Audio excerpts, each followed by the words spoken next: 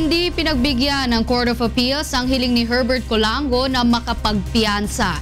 Mula sa Maynila, may report si Roderick Mendoza live.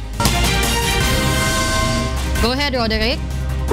Wala hindi kinatigan ng Court of Appeals ang hiling ng convicted robbery gang leader na si Herbert Colango na siya ay makapagpiyansa at pansamantalang makalaya. Umapila si Colango sa CA na balik na rin ang desisyon ng Parañaque City Regional Trial Court sa pagtanggi nito sa kanyang motion for bail kasama ang hiling na muling litisin ang kanyang kaso dahil sa didiskubring bagong ebidensya. Ginamit din ni Colango ang desisyon ng Korte Suprema sa bail petition ni dating Senador Juan Ponce Enrile base sa humanitarian reasons dahil sa patuloy umanong pananakit ng kanyang likod.